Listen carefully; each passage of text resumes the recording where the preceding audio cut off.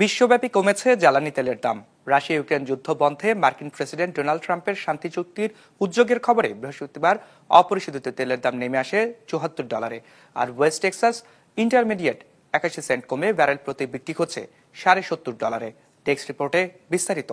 250-টিরও বেশি design option নিয়ে Walton smart fridge, বোঝে আপনার প্রয়োজন।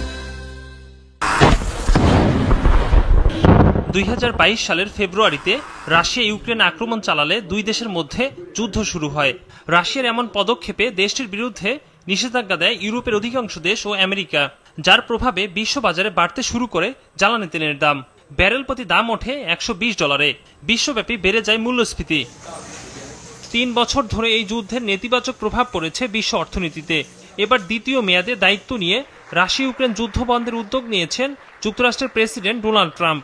বুধবার তিনি ফোনে কথা বলেছেন রাশিয়ার প্রেসিডেন্ট ভ্লাদিমির পুতিন ও ইউক্রেনের প্রেসিডেন্ট জেলেনস্কির সাথে। দুদেশই যুদ্ধবিরতিতে আগ্রহ প্রকাশ করেছে বলে জানান ট্রাম্প। এতেই জ্বালানি তেলের দাম কমেছে 2% বেশি।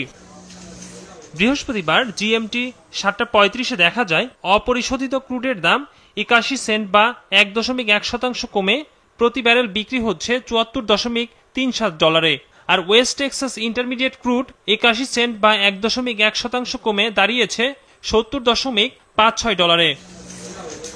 রাশিয়া বিশ্বের তৃতীয় বৃহত্তম তেল উৎপাদনকারী দেশ। ইউরোপের অনেক দেশ রাশিয়ার তেলের উপর নির্ভরশীল। ANZ বিশ্লেষকরা বলছেন শান্তি আলোচনা তেলের দাম কমায় ভূমিকা রেখেছে। এছাড়া প্রেসিডেন্ট ট্রাম্প চীনা পণ্যে অতিরিক্ত শুল্ক আরোপের ঘোষণা দিলে পাল্টা ব্যবস্থা হিসাবে মার্কিন পণ্যের উপরও 10% শুল্ক আরোপ করেছে চীন। এতে জ্বালানির চাহিদা কমে মজুদ বেড়ে গেছে, যা দাম কমাতে প্রভাব রেখেছে।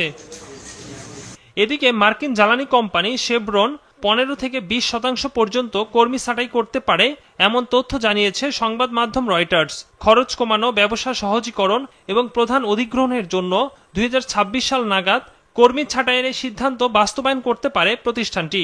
শেভরন গুয়েনার লুক্রেটিভ অয়েল ফিল্ড হেস এবং গেইনের কাছ থেকে $53 বিলিয়ন বিনিময়ে অধিগ্রহণ করছে। Ekramul Islam Khan, business report, Maasranga television.